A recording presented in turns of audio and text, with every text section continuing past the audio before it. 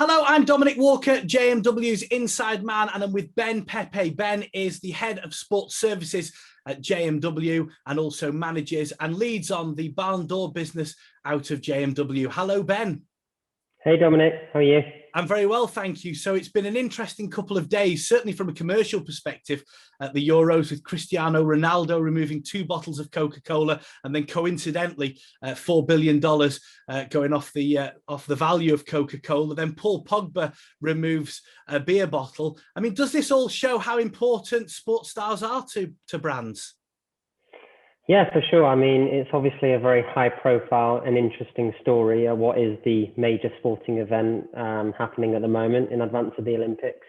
And Coca-Cola have every right to feel aggrieved that probably the most high profile player in a tournament that they sponsored for over 30 years has suddenly significantly damaged their brand through a very simple act of removing 2 Coca-Cola bottles and telling everyone to drink water. And the message was very loud and clear. And Cristiano Ronaldo is the most marketable athlete on the planet for a reason. He's possibly the greatest footballer of all time for a reason.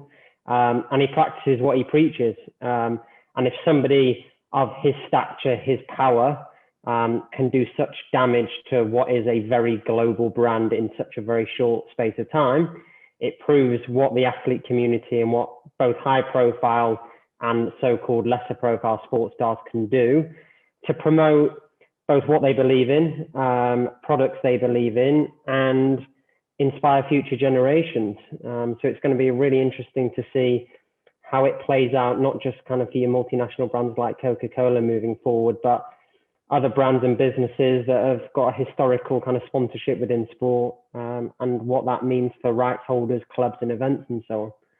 And you say it'll be interesting to see how it plays out.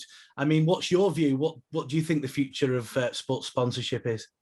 Yeah, well, I think with the increased kind of scrutiny around sponsorship in sport and owners, sponsors, etc., commercial teams now are having to look at far more than they ever did when doing background checks on both their owners, their sponsors, and so on. We've heard all about kind of human rights records of owners within sport. Over the last 12 months and beyond, we've seen a lot of talk about gambling sponsorships in sport and the banning of them during live play.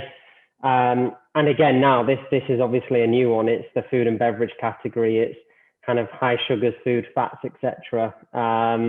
Should athletes be promoting products that potentially fan bases, young generations shouldn't be influenced to eat, drink, and so on? So yeah, I think it's a really interesting time for sports sponsorship, and I think that you will start to see a whole new wave of potential sports sponsors. We've seen the Kazoo v Cinch battle during this summer. We've seen Kazoo as front of shirt sponsor on a number of football clubs. We've seen Cinch partner with Tottenham Hotspur. We've seen them sponsor Queens and so on. So there's new categories that are coming up within sport in the sponsorship landscape, and I only think that trend will continue. And I think gone are the days of plastering betting companies on front of shirt sponsors just to take 6-7 figures into a bank account, and now kind of products that are going to be promoted will influence in a different way, shall we say. And this is exactly what you do. You connect businesses with sports stars. So how can you help businesses connect with sports stars?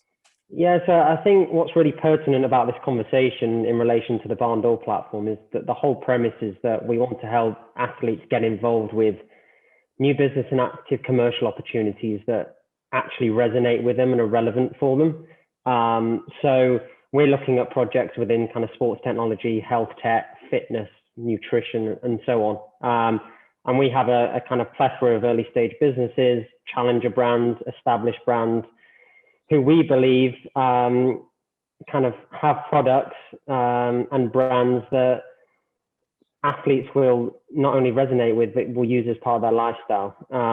So it's obviously a nice story for us because there are businesses that we have who promote what Cristiano Ronaldo will want to be promoting: healthy lifestyle, inspire future generations, and so on. So yeah, it's a good one for us, and there's deals that we're currently working on that align to all of those things, which are soon to be announced. So watch this space. Yeah, and I'm looking forward to, I hope we get an exclusive on the Inside Man to announce some of those as well. Ben, thank you very much for your time. And if you'd like to contact Ben, you can do that. Email insideman@jmw.co.uk or call 0161 82 81 999. I'm Dominic Walker, JMW's Inside Man.